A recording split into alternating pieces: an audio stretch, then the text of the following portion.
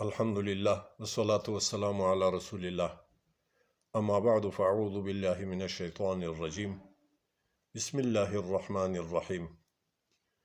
وأعدوا لهم ما استطعتم من قوة ومن رباط الخيل ترهبون به عدو الله وعدوكم وآخرين من دونهم لا تعلمونهم الله يعلمهم. الآية. صدق الله العظيم. مؤمنان ورونو، اسلامی نظام پنځه ممیزات، مشخصات او شرایط لري. لومړی شرط یې امنیت ته، دوم شرط یې قانونیت او عدالت ته، دریم شرط یې مشاورت ته، څلورم شرط یې تعلیم او تربیه ده، او پنځم شرط یې یو مستحکم پایدار اقتصاد. د ما مومنو ورونو، د امنیت کوم شرط چې ده، دا هغه نعمت ته امنیت چې الله عز وجل بار بار په قرآن عظیم شان کې له خپلو احساناتو، له خپلو نعمتونو څخه امنیت او امن خپلو بندگانو ته ورته ذکر کړی ده او ورښولی ده. او دغه عظیم نعمت په اسلامي نظام کې یو شرط ده، یو خصوصیت ده او یو رکن ده پکې. او د دغه الهي نعمت چې امنیت ده، او هغه امنیت په عمدتاً په دریو ارګانونو باندې تأمینیږي او تضمینیږي: دفاعي ارګان، پولیسي ارګان، استخباراتي ارګان. چې دفاعي ارګان له بیروني خطراتو څخه دفع کوي، او پولیسي ارګان له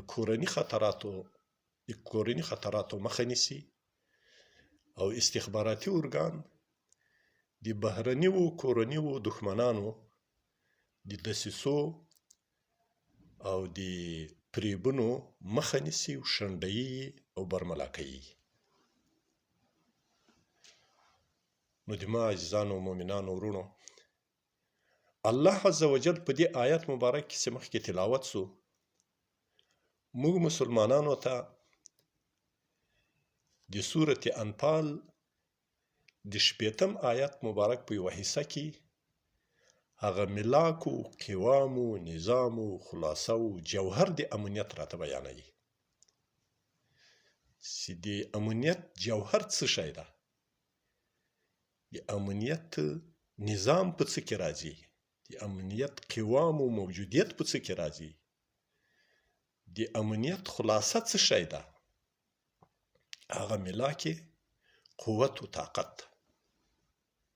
الله عز وجل په دې آیت مبارک کې راته فرمایي: وأعدوا لهم ما استطعتم من قوة ومن رباط الخيل. تیار کړئ مؤمنانو د دفع د شر د شریرانو او د کفر د کافرانو لپاره ما استطعتم من قوة، څومره چې وس و طاقت رسیږي تاسو ته له هر قسم قوت څخه، که هغه فضایي قوتي، که زمینی قوتي، که بحري قوتي، او که تسلیحاتي قوتي، که بدني قوتي، که رواني و روحي قوتي، او که اقتصادي قوتي. په دې ټولو باندې تاسو باید مالامال یاست.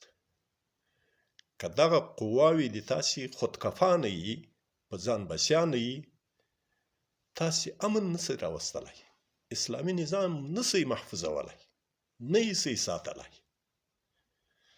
نو تاسو به دا قوت خامخا لرئ. او دا الله عز وجل موږ تاسو ته امر کړی ده، او دا امر لپاره په نزد د جمهور مفسرینو امر لپاره د فرضیت ده، خو فرض کفایي ده، په ولات امورو باندې فرض عین ده. تر هر بل کار د دې قوت تیارول هغه دریو سره ارګانونو دي امنیت ته د قوت لرلو، موجودولو، تیارول په باندې فرض عین دي. دا قوت د څه دپاره؟ ترهبون به عدو الله وعدوکم، چې ویروئ تاسې په هغه سره دښمن د الله او دښمن خپل، و آخرین من دونهم، او نور پرته له دې موجودو دښمنانو، لا تعلمونهم، چې نه پېژنئ تاسې هغه، الله یعلمهم، او الله پېژني هغه، الله ته معلوم دی هغه، چې کوم په کمین کې بالقوه دښمنان دي تاسې مسلمانانو دي، د اسلام او د اسلامي ژوند او د اسلامي نظام دښمنان دي، هغه الله پېژني. د هغو د مخنیوي دپاره، هغو د دفع دپاره تاسې باید هر اړخیز طاقت او قوت ولرئ. بیا به تاسې امنیت تضمین کړی، امنیت به مو راوستلی، او دغه عظیم شرط، لومړنی شرط د اسلامي نظام چې امنیت راوستل دي، دغه به تاسې متحقق کړی. او که تاسې دفاعي صلاحیت نه لرئ، خارجي دفاع صلاحیت نه لرئ، امنیت نشئ راوستلی. که کورني خطرات نشئ کنټرولولی، امنیت نشي راتلی. که د دښمنانو له دسیسو نشئ خبرېدای او نه یې شئ شنډولی، امنیت نشئ راوستلی. او که دا څه را ترلاسه کوئ، په یو طاقت باندې، په یو انرژي باندې بیا تاسې ترلاسه کوئ. الله عز وجل دې موږ خپلو هغه مهمو اهمو مسؤلیتونو ته متوجه کړي.